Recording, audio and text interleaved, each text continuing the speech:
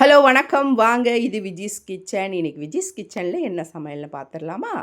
வாங்க இன்றைக்கி என்ன பண்ணியிருக்கோம்னா, தக்காளி தொக்கு தான் பண்ண போகிறேன். அது எப்படி பண்ணியிருக்கேன்றதை சொல்கிறேன். கடாயில் எண்ணெய் விட்டு கடுகு போட்டிருக்கேன். கடுகு போட்டதும் வெங்காயம் போட்டிருக்கேன், பச்சை மிளகாய், கருவேப்பிலை, கொத்தமல்லி, இஞ்சி பூண்டு பேஸ்ட்டு, தக்காளி, உப்பு எல்லாம் சேர்த்து நல்லா வதங்கினதுக்கப்புறம் மிக்ஸ் மிளகாத்தூள், ரெட் சில்லி பவுடர் போட்டு நல்லா வதக்கி எடுத்துட்டேன். தண்ணி விடாமல் அதை நல்லா தொக்கு மாதிரி பண்ணி எடுத்தாச்சு. அதுக்கு அடுத்து உருளைக்கிழங்கு, பட்டாணி வேக வச்சுருக்கேன். அதை நம்ம இப்போ பொரியல் பண்ண போகிறோம். அதுக்கு நான் கடாயில் எண்ணெய் விட்டு கடுகு போட்டிருக்கேன். கடுகு கூடவே பார்த்திங்கன்னா ஒரு வெங்காயம், கொஞ்சம் போல் கடலைப்பருப்பு, ஒரு பச்சை மிளகாய், கொத்தமல்லி, கருவேப்பிலை, இஞ்சி பூண்டு பேஸ்ட்டு, மிக்ஸ் மிளகாத்தூள், அதே மாதிரி ரெட் சில்லி பவுடர். அவ்வளோதான் பாருங்கள். நல்லா மிக்ஸ் பண்ணியாச்சு. தண்ணி விட போகிறதில்ல.